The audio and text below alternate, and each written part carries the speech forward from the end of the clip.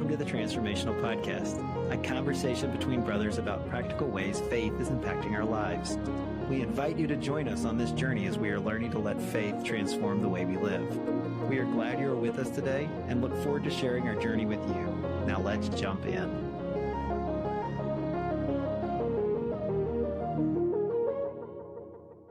All right, well, we're going to get rolling right now. Today we've kind of switched seats a little bit. A lot of times it's Robert asking me questions and I'm telling stories and things like that. But there's some just reasons we feel like we wanted to switch it up today. And one is, Robert, we haven't really mentioned a lot about what your career is and what you do, but you've had to operate in faith several times in your own career, and God has guided you through that and given you confidence through that. And now I'll also say this while we're rolling.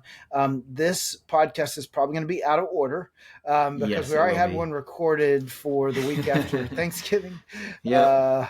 Or it was... Anyway, it was already recorded this week. Come out after Thanksgiving. This one is going to be, he's going to push that one back a little further. So when you hear our lead-in stuff, sometimes you're just going to have to roll your eyes because we don't know what we're doing, okay? I'm just playing. We on that podcast, Thanksgiving did just happen. It just got pushed a week. It just got pushed back a week. So anyway, I think that's just the ebb and flow of this. But Robert, just kind of, we want to just kind of mention a little bit about what you do and how has faith impacted that? Yeah, so I don't talk about it a lot, and on the podcast at least, just because I don't want folks to get the impression that it's what defines me. In other words, that it is the definition of who I am. That being said, what I get to do, because that's what the Lord's allowed me to do, is I am a United States Marine. I've got a little over 20 years, and I originally started flying C-130s early in my career. I've done a couple of deployments, things like that. I actually, through a very awesome God story, ended up going to the Naval Test Pilot School and becoming a test pilot. And maybe we tell that story some other time. That's not a today story. And then since then, kind of the highlights is now I'm an acquisition officer, which means to normal people, I'm like the business side of the Marine Corps. I buy, sell, and maintain equipment for the military, specifically aviation equipment, things like C-130s, V-22s, helicopters, jets, things like that. That's currently what I'm doing. Like I said, I don't make it the primary thing because that's what I get to do. That's what the Lord allows me to do in this season. So anyway, just it's been an interesting, because I'd say that, just because I've seen God's hand I appreciate that. In your career in multiple times. I think the other part is, all right, so you're a pilot and then you became an acquisitions. I don't know that everybody knows exactly how that works. Wait a minute, you're a pilot. What do you mean you're doing this other job? Yeah. That was something that was new to me. I didn't understand how that worked being on the outside of the military. We just kind of, I don't know, high level explain how that, Yeah, no. Basically, the way that kind of process works is that, I knew that when I started flying, I wasn't going to be flying forever. And the ideal path is to basically end your career, not end it, but get to the end of your career and be the commanding officer of a squadron. That's not the path I took. I took a different path. I went through test pilot school. And so it opened up a new opportunity, which is to go be what we call an acquisition officer. So I get to keep my wings. I get to keep my designations, but I don't get to fly anymore, which, again, I knew that was going to happen eventually. That was something God was letting me do, not something that I saw as like the end all be all of my life. And we basically, what we want, and this is, part of my job right now is actually telling people, hey, this is why you want to be an acquisition officer. What we want is people with fleet credibility that can come in and manage a program, a coalition of the willing and maybe unwilling. Nobody's your boss of no one and in charge of everything. So it's this kind of coalition of the unwilling and willing to make sure that lance corporals, petty officers, people who are on the front lines get what they need at a reasonable cost to the government is the way we like to say that. Now, it's really hard work, and it requires a different set of skills than flying. And so the basics on how you get there is you apply for it, we select you, and then you're just Bob's your uncle. Now you're an acquisition officer. We put you in a program office and have you start managing something.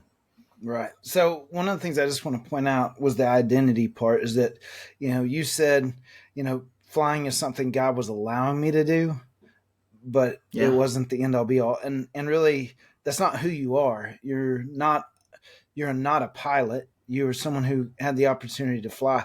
And I think it's so important because I think regardless of what path, what career you're in, I think that, one of the things that I see from my side of ministry is this happens in ministry too, is that people get so entrenched in what they do that they begin to believe that's who they are.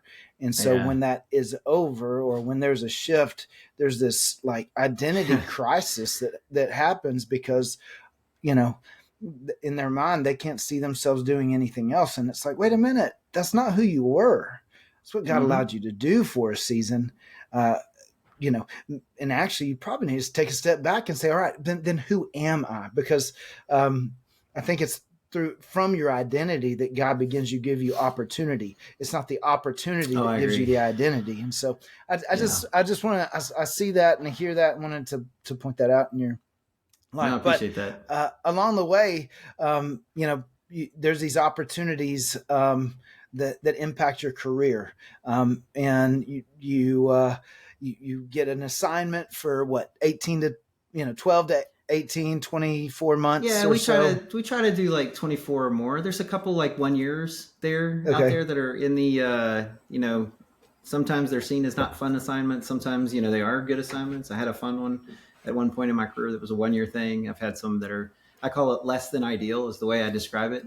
But typically, and honestly, Chris, the Lord has been so good to us in that we haven't had the traditional move every 2 to 3 years type of family. And the Lord has tended to guide my career through just things that I can't even, I can't really explain. That's part of why we're kind of talking today is that there's an opportunity for a next job that from a worldly sense makes total sense. Like it 100% is what I should do and should want to do.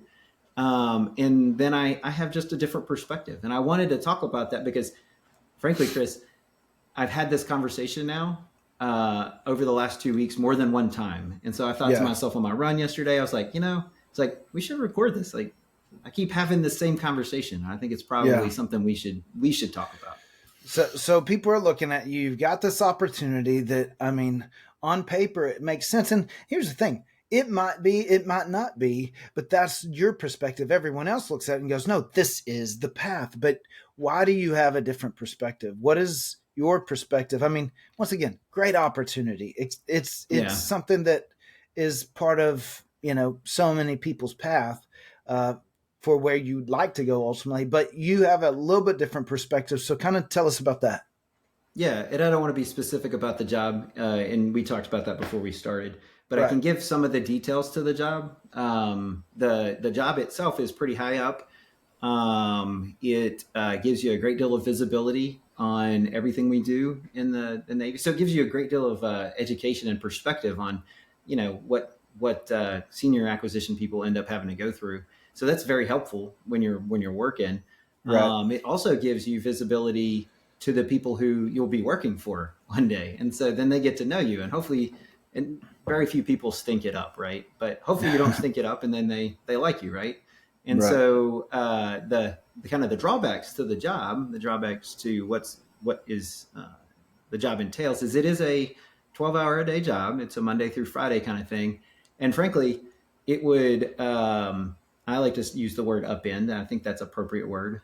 It would upend the way I currently serve, whether I serve in my church, whether it's our small group or whether it's our sound team. I lead that at our church and stuff like that. And so I see it as from a worldly perspective, absolutely a huge opportunity to basically increase my professional acumen. In other words, get smarter at what I do.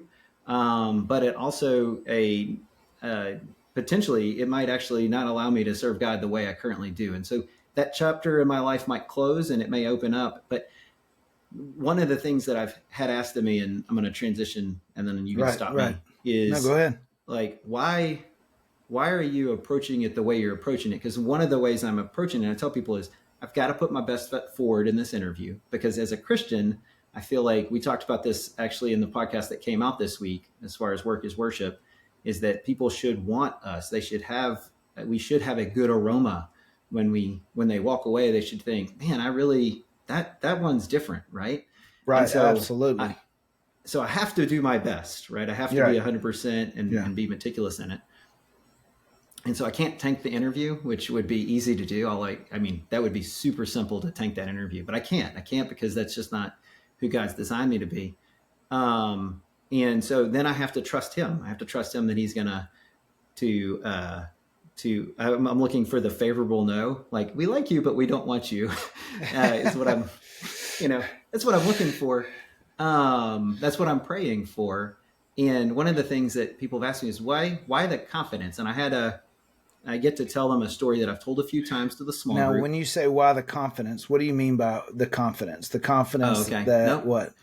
So why are you not worried? In other words, why the confidence that what decision is made will be okay? In other words, why are you at peace? I mean, granted, I am praying for a favorable no. Make no mistake about it. If I get that, that's awesome, because then I get to continue doing what I'm doing. And so the confidence comes in that if I do get selected because they do like me, I'm confident that God is putting me exactly where he wants me. And that where he has me currently serving, that might just be where I think I'm supposed to be. But God's saying, hey, actually, I had a different plan. I had a different plan. It's a short plan. It's a 12-month plan, but I had a different plan. And for me, that's okay. Like, for me, I'm not worrying about that. I'm not running my worry beads. And so, so folks are asking, like, I don't understand. That feels like less than ideal. Like, it feels like it would really, not be good. And I agree. I think it is less than ideal, but there was a story that comes to mind, and I tell it every time somebody asks me, is something that happened where, I had another transition in life, and it was like this moment when I was supposed to be moving off station, and I was supposed to go do something else, because the ideal path to go be a commanding officer of a squadron was to move and go do something different. And so, Chris, as I'm driving home that day, and it's time to like kind of decide where you're going, right? And I print out a piece of paper, and I've got my little sheet of paper I have holding up here in the air. It's not this one, but I have something like this, and it's sitting in the middle of my truck, and I'm driving, and I pray to the Lord on this sheet of paper. I said, Lord, if you don't give me very clear direction, I'm going to pick something on this list. But more than anything, Lord, I want to go where you want me to go and nowhere else. And so if you give me clear direction, like, that's what I'm looking for. Otherwise, I'm assuming you're allowing me to pick from this list. Right. And no sooner than I said amen, my phone buzzed, and it was a friend at the Naval Test Pilot School, and said, hey, are you interested in being a test pilot school instructor? Which, by the way, is not on the list. That's not a thing on the list. And because if you are, they're looking for people who fly big aircraft, and I fly big aircraft. And and I know, I went home and I went to Hillary, and I said, babe, it's like this just smells of God. Like, this just has the aroma of God's hand. Like, no other people like me had gone back, because most of the time it's like jet people and helicopter people, but not C-130 people. Maybe one or two, but in the years of the test pilot school, 70 plus years, only one person aside from me, right, as a C-130 guy. And if you've seen my grades, they're not great. Are you saying you were at top of the class? I won't say I was the last guy, but I did shake his hand. That's how close I was. So that's what I told Hillary. I said, I don't know what's going on, but this is this is the text message. So I responded and said, yeah, I'm interested. And I sent an email off because that was what was requested of me. And I heard nothing back, Chris. Nothing. 2 weeks go by, and I'm in Lowe's, and I'm getting something, and I was talking to Dad. Did you say it was a low moment in your life? Yeah. Sorry. I don't know. was a confusing moment. I'll put it that way, because it felt like it was such a out of left field, not on the path at all, kind of opportunity. Yeah. That I just couldn't even fathom that they even would communicate to me. And so, Dad says, well, have you heard anything back about that thing? I'm like, I haven't heard anything. I was like, I'm going to be picking something on the list. I don't know where we're going, but we're definitely not going to test pilot school. Like, not that I see. I was like a little confused because I thought that's where God was leading based on the timing of that text message. Yeah. So I hang up with him. I step outside and I get a phone call from the school's executive officer. Literally, I'm hanging up with him. I walk out into the Lowe's parking lot and they call me and say, hey, we heard you're interested. We'd like you to come here and teach. Now, they don't just let anybody come back and teach, because it is such it's you have to have the right personality. Yeah. Yeah. You have to have the right personality. It is a very tiny cadre of people. And so they really are looking for the right fit there. But no sooner as I hang up from Dad and I get a phone call saying, hey, do you want to, we want you here. We got to work out the details, get with your leadership kind of thing. Yeah. Because Chris, here in this world, I have 10 bosses. I have easily 10 bosses, and I don't ever know exactly which boss I'm working with. But anyway, hey, get with your bosses. So I told my leadership, hey, I want to go to test pilot school. I want to be an instructor there. There's an opportunity. And I feel like I told them, I was just very honest. I feel like God's leading me to go that direction. Yeah. And at the time, the leadership was like, nobody who's done 3 years here on this base stays on this base. Everybody goes off. Nobody stays here, period. That's the policy. Yeah. And so I was like, huh. But God was kind of working on my head, and I was like, there's too many things that were just out of left field. So I said, hey, I want to schedule a meeting and meet with this leader. And I want to talk to this leader and give him my reason why I want to do this thing. And so I sat in his office and I said, hey, I came by to talk to you because I heard that, you have a policy that nobody gets to stay here. And it was interesting, Chris. I did not think of using that word. I think that God brought me that word at the right time, because the moment I said that word, he pushed back from his desk and he said, whoa, I don't have a policy. And so I immediately realized hit a button. Well, and the Lord gave me that. That wasn't even that wasn't even the plan. I had a plan, but that wasn't the plan. And so I was just like, okay. So we get to talking, and he thinks I'm trying to get out of the military. He thinks I'm trying to retire. I'm trying to take a kind of a selfish, literally a selfish job and get out and not work for the military anymore. And so he says, I'm gonna draft up your retirement letter and you can sign it right now. I mean, he's pretty fired up. Yeah. And it was interesting. I had a moment where I thought to myself, do I give him the full God story of how I got to this moment? Do I tell him everything that I was praying and then this and then that? And I was like, yeah, I am. And so I said, look, here's the deal. And I went through the praying over the list. I went through the Lowe's thing. I think there's one other thing that happened that I'm forgetting at the moment. And Chris, he looks at me and he says, God doesn't write your orders, son. I do. Robert, I'm telling you, when you told me that story the first time, and it's probably the same reaction you had. I just internally, I'm like, okay, I know how this is about to go, right? Hey, no joke. Literally, when he said that, in my mind, well, I know I'm going to the test pilot school to be an instructor. Right. I just don't know how. I don't know how it's going to happen now. I knew with absolute certainty. And so it was funny. But it kind of explained biblically why you had that mindset. Yeah. So it actually took me instantly when he said it took me to a story back in 2 Kings. And I couldn't tell you 2 Kings. I did have to look it up, right? Right. I did remember the story. And the story is in 2 Kings around chapters 18, 19, and 20.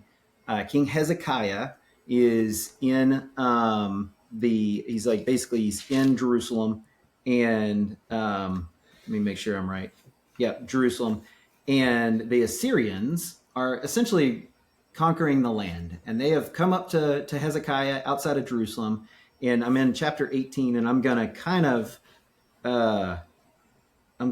of summarize a chapter here. So go read it for yourself. But the summary of the chapter is the Assyrian king sends his minions to go talk to Hezekiah and his people. And Hezekiah sends some important people out to go talk to him. And in basically in their native tongue, these minions go, "Hey, what makes you think that God's going to save you from our destruction? There's not a God on earth that's stopped us from absolutely devastating the land, and you're going to be no different because your God is no different than any of theirs." And so it's funny though, Chris, the men that went and met him are like, "Hey, can you speak to us in the different tongue so that nobody can understand us behind us?" And the minions went as far as to say, "No, we're speaking in your language, your native tongue, because we want the people inside this fortification to know the devastation that's coming." Because it was not just about fear; it was about making sure they knew, like, who was large and in charge, right? Yeah. So, which I'm gonna pause there and just say this. Yeah. Even in your situation, and I think the biggest thing to recognize is our enemy is not people. It's not flesh and blood. It's the enemy of the air who's messing with in the spiritual realm. And anytime something reeks of fear of fear-based, trying to control with fear, that is not of God. God does not, that's that fear mentality is not a good thing. Mm-hmm. And so, but in that story, they're basically saying, we're trying to create such fear in the people of your fortification that they just roll over, right? That they are just ready to give up.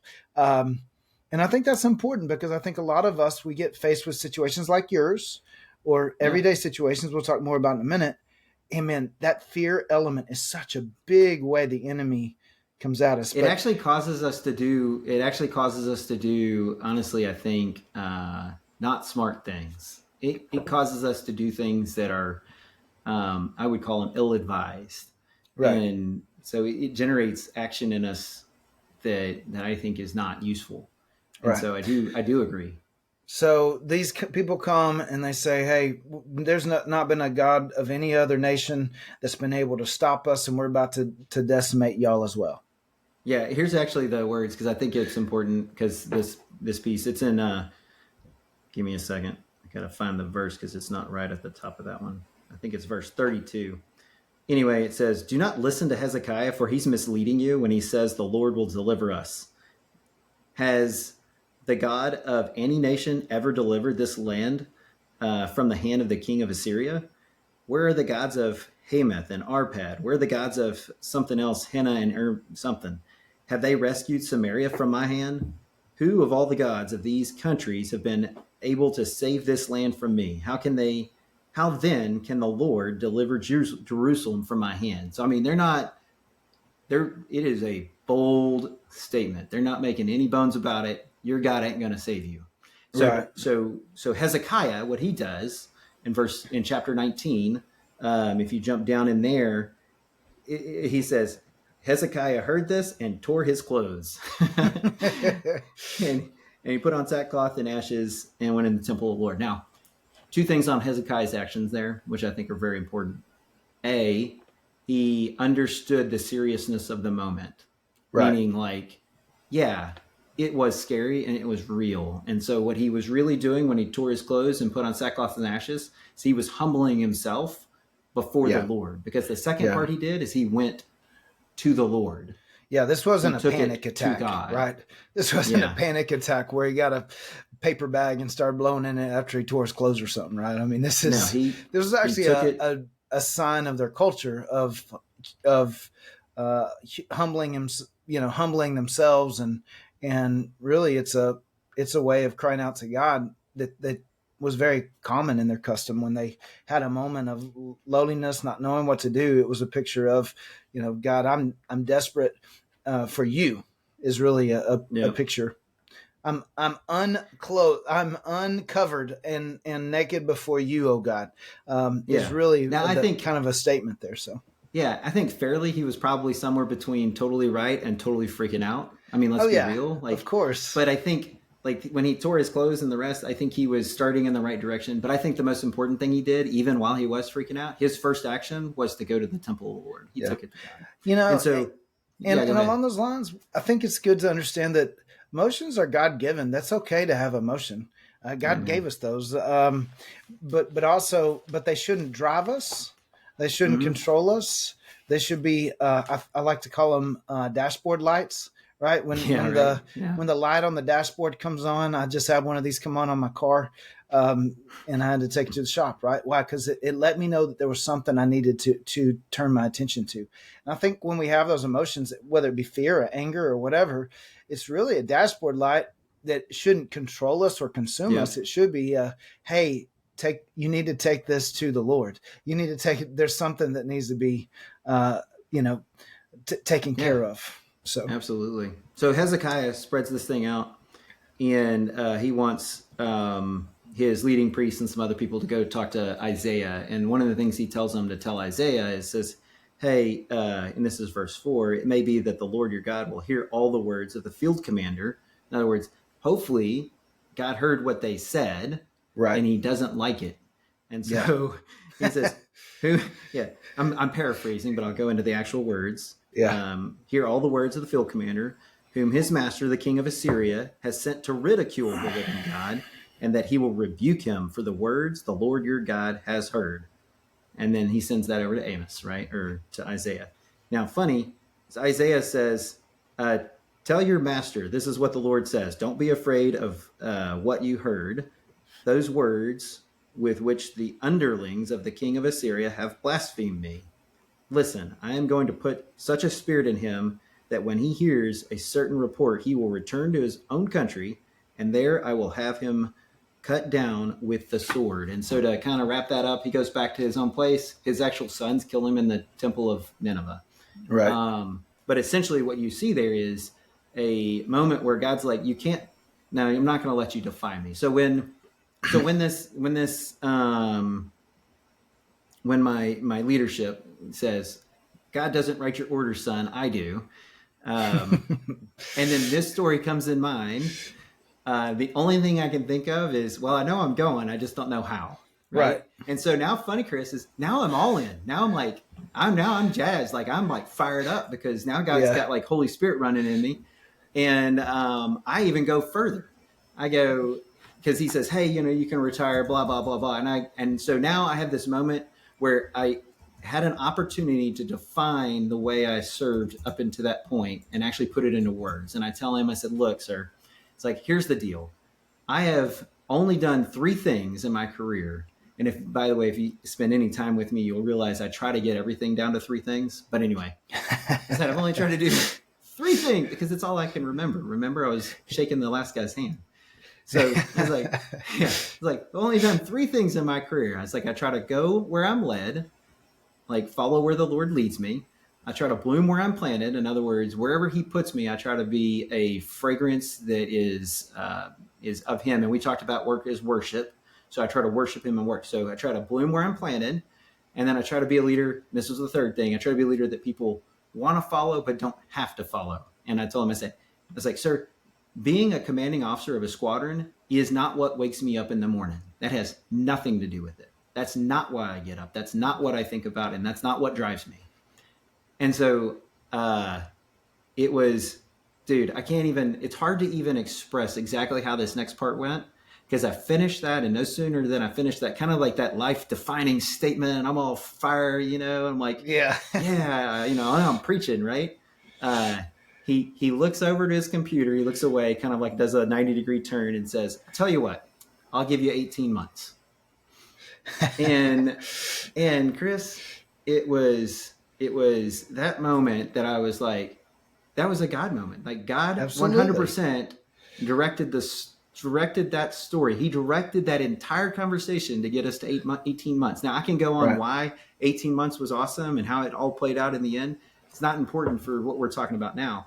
So I Right. have this interview on Monday. It's me and two other very capable, very awesome Marines. I mean, honestly, these are folks that you want to just hang out with because they're just good people.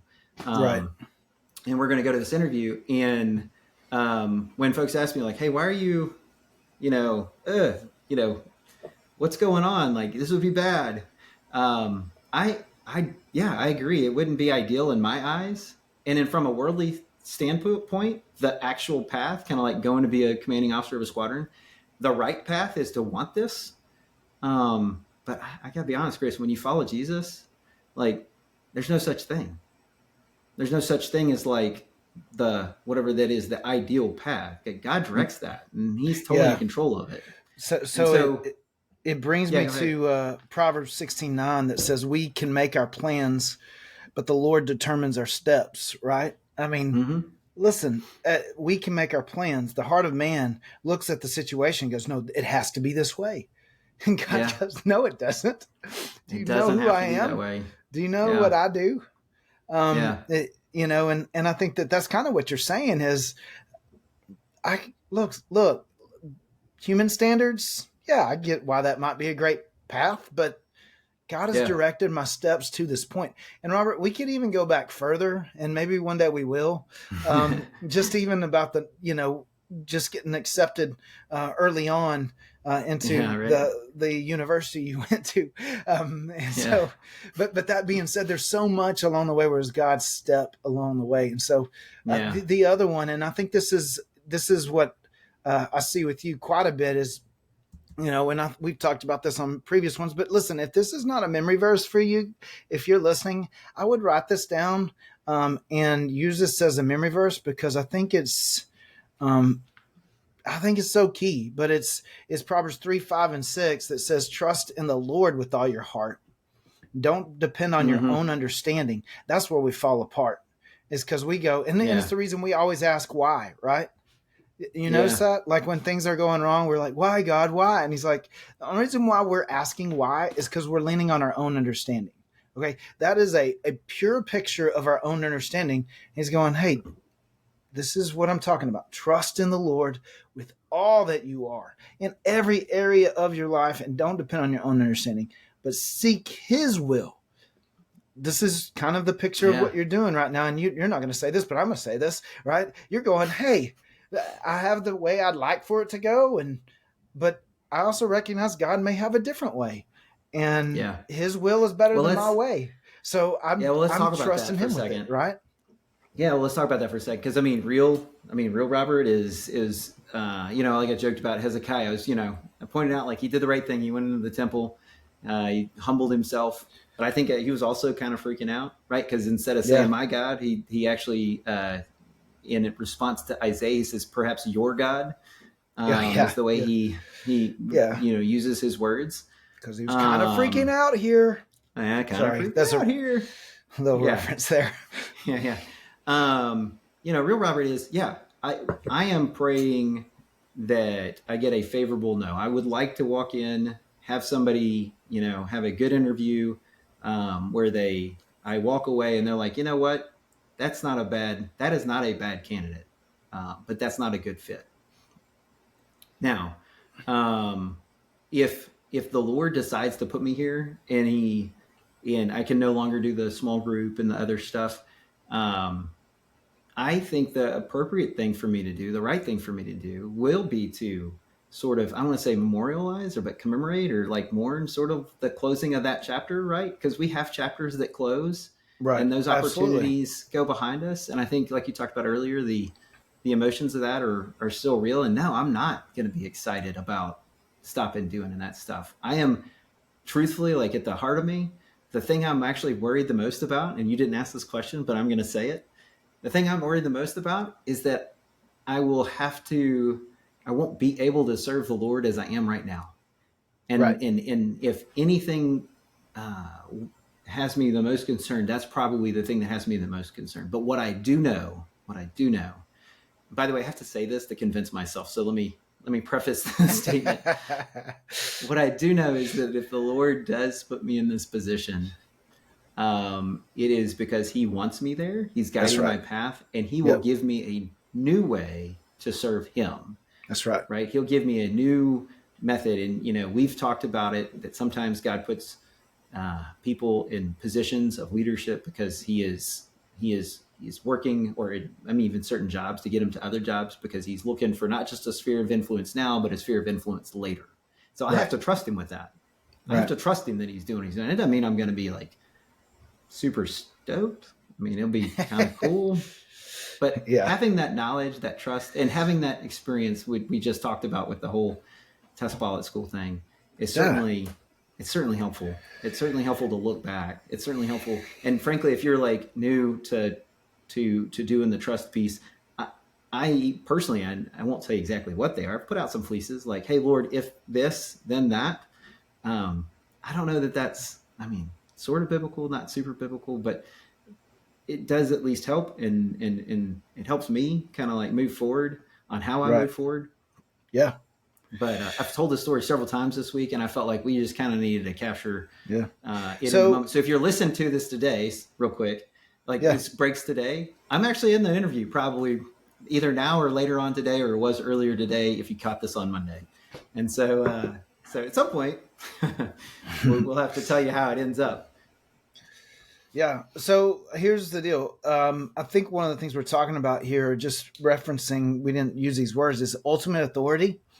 Is it understanding that regardless of what you're facing, what you're up against, because everybody has their own moments like you're facing at some point in time, where there's uncertainty and maybe even a feeling of, I don't get to control the outcome. It's really understanding who does. It's not the person who's sitting in front of you. And that's why I come back to that Proverbs 3, 5, and 6, is that trust in the Lord with all your heart and don't depend on your own understanding. Why? Because he's the ultimate authority. He holds the whole world, right? He holds it all together. And he says, seek his will in all that you do. The problem with us is often when our will doesn't take place, we question God. That's one of the primary ways the enemy works against us, is he tries to get us to question God's goodness when things don't work out the way we think they should. Understand ultimate authority. Ultimate authority is that God is over and he can make it happen, and regardless of what happens. And that's where the peace is found, of going, okay, this is what I want, God. And honestly, I do believe sometimes God says, yeah, I hear you, and I can work that way too. That's great.